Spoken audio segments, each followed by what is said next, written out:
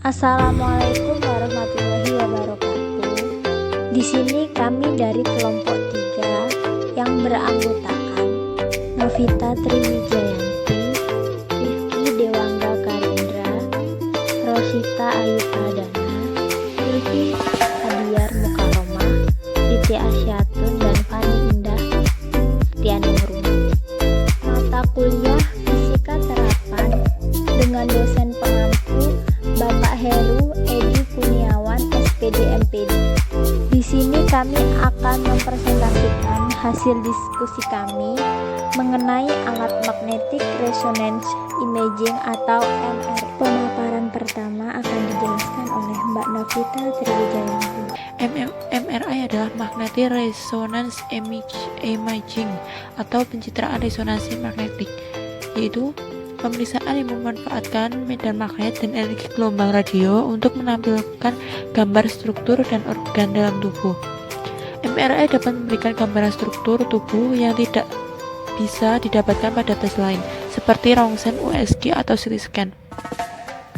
MRI juga merupakan salah satu cara dokter memeriksa dan menghasilkan gambar organ jaringan dan sistem rangka dengan resolusi tinggi.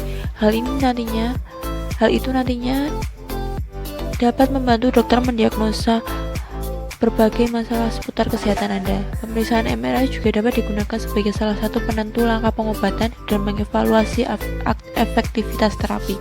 Pemaparan kedua akan dijelaskan oleh Rifki Dewangga Karindra.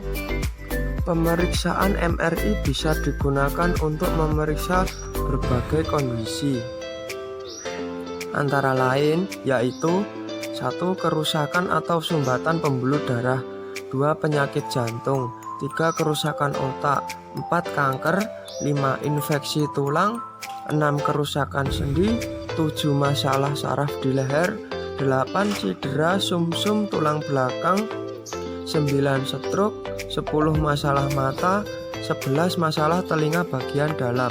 Pemaparan ketiga akan dijelaskan oleh Rosita Ayu Pradana. Fungsi MRI: 1. Memetakan fungsi otak, 2. Menilai risiko operasi otak, 3. Mendeteksi anomali dalam struktur jaringan, 4. Menata ulang air di dalam tubuh, 5. Menilai otak dan sumsum tulang belakang, 6. Mengidentifikasi daerah otak yang terlibat dalam fungsi-fungsi penting. Pemaparan keempat akan dijelaskan oleh Silvi Adiar Mukaromah. Prinsip kerja. Yang pertama, putaran nukleus atom molekul otot diselarikan dengan menggunakan medan magnet yang berkekuatan tinggi.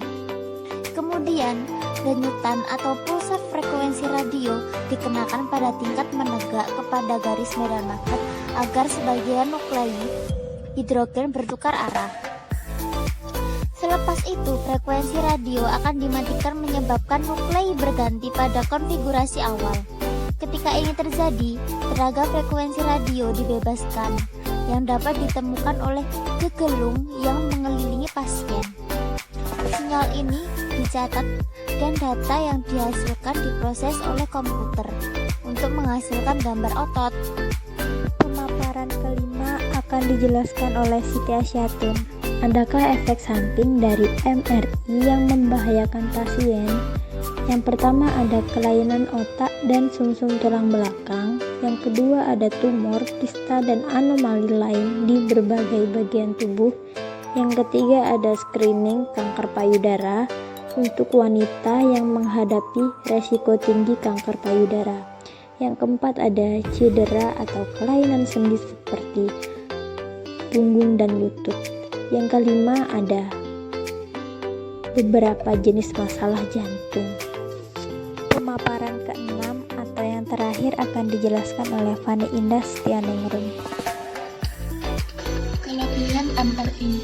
Salah satu kelebihan MRI adalah menurut pengobatan masa kini tidak berbahaya kepada orang sakit dibandingkan dengan CT scan atau computed axial tomography yang menggunakan axial tomografi berkomputer yang melibatkan dosis radiasi tertentu. MRI hanya menggunakan medan magnet kuat dan pancarannya tidak mengion dalam jalur frekuensi radio. Satu lagi kelebihan MRI adalah kualitas gambar yang diperoleh biasanya mempunyai resolusi lebih baik dibanding CT scan 16 slices. Tetapi, kini ada CT scan 64 slices yang setiap pencacahannya hanya kartu kredit dan juga telah ada CT scan 256 slices.